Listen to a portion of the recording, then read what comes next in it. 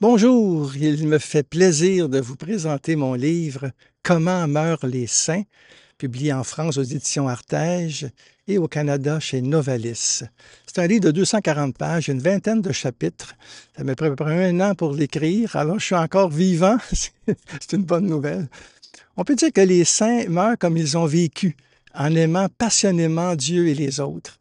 Et il y a une sérénité vraiment, plusieurs ont quand ils meurent, et ça provient vraiment de leur foi au Christ ressuscité. C'est lui le premier-né d'entre les morts.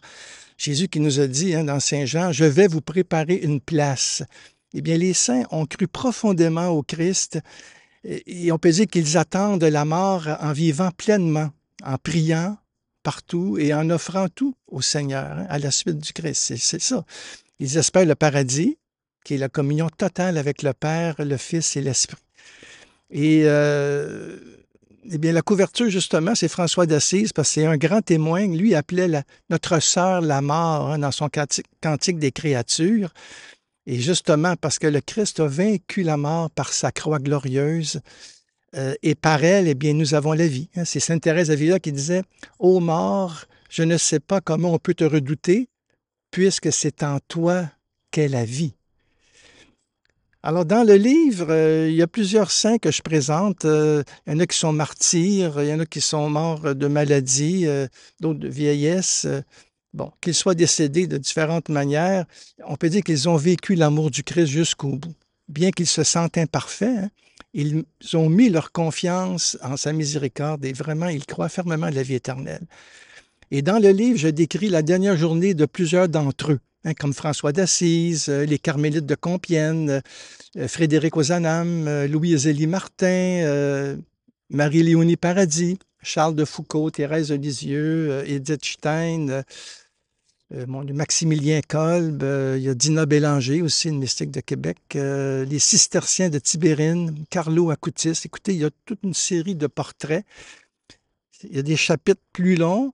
Il y en a d'autres dans différents chapitres. Eh bien, je donne la parole aussi à certains témoins qui sont vraiment reconnus par l'Église et qui ont vécu, justement, qu'est-ce qu'ils ont écrit sur la mort. Et ces portraits de nos amis les saints, c'est comme ça que Bernanos les appelait, nos amis les saints, eh bien, ces chapitres-là, ces portraits des témoins, eh bien, sont intercalés entre les chapitres, je dirais, sur le Christ, premier-né d'entre les morts. Alors, j'ai tout un chapitre parce que c'est lui qui a vaincu la mort et nous sommes à sa suite. Il a ouvert, je dirais, la porte du ciel. Et c'est pour ça que j'ai un chapitre quand même important sur comment le Christ a vécu la mort. Qu'est-ce qu'on en dit après? La résurrection de Lazare, les témoins dans l'Évangile. Alors ça, c'est un chapitre en soi. J'en profite aussi, en parlant des saints, de parler des réalités des fins dernières, comme le ciel, le paradis, le purgatoire, l'enfer, toutes ces réalités qu'on ne parle pas beaucoup aujourd'hui, mais que je trouvais important qu'à travers les témoins, les saints, comment ils ont abordé ça. Et il y a tout un chapitre aussi, il y a comment se préparer à la mort, 10 façons. Alors, voilà la recette. Bon, écoutez, c'est une manière de s'approprier notre propre mort et de réfléchir sur le mystère de la communion des saints, la communion des baptisés. Et c'est pour ça que les saints nous tirent en avant, nous conduisent à Dieu dans l'espérance. Comme disait le curé d'Ars, il dit, je fais volontiers une belle place aux saints ici-bas pour qu'ils me fassent une petite place au ciel.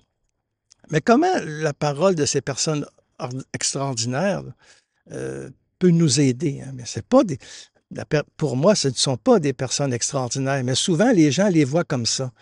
Les saints, ne sont pas des surhommes, là, c'est des êtres de chair comme nous, des pèlerins d'espérance qui ont assumé pleinement leur humanité en donnant leur vie, vraiment par amour à la suite du Christ ressuscité. Et leurs écrits et leurs paroles peuvent aider à affronter les épreuves de notre pèlerinage terrestre, à mener le bon combat de la foi et même à trouver notre propre chemin de sainteté. Il ne s'agit pas de les copier, mais de découvrir en nous, justement, le Christ qui est la sainteté. Et souvent, les saints, les saintes meurent en prononçant le nom de Jésus. En tout cas, j'ai un chapitre aussi, j'ai tout un chapitre sur les dernières paroles des saints. D'ailleurs, je commence à l'endos du livre, justement, des exemples. Je rentre à la maison. C'est si beau ce que je vois. Mon Dieu, je vous aime. Parole de Thérèse de Lisieux. Ou bien Claire de Cise, béni sois-tu de m'avoir créé. Jeanne d'Arc qui meurt en disant Jésus. Il y a plein comme ça de ces paroles que je relate et qui nous donnent confiance. Hein. On voit qu'ils mettent leur espérance, le bon berger, qui justement nous mène vers les eaux tranquilles, qui nous aide à traverser les ravins de la mort, hein, comme on le dit au psaume 22. Alors, ben c'est ça. La dernière parole, je la laisse à notre petite Thérèse qui disait « Je ne meurs pas, j'entre dans la vie ». Et justement, 3 mois avant son passage, ce monde au Père, elle écrivait ça « Je ne meurs pas, j'entre dans la vie ». Au fond, un chrétien ne prépare pas sa mort, mais sa résurrection. Et vraiment, pour en savoir plus hein, sur cette espérance en la résurrection, sur ce passage de la mort à la vie avec les saints, eh bien, je vous suggère ce travail que j'ai fait, qui est une joie aussi, comment se préparer à la mort avec nos amis les saints. Alors, je vous souhaite une bonne lecture.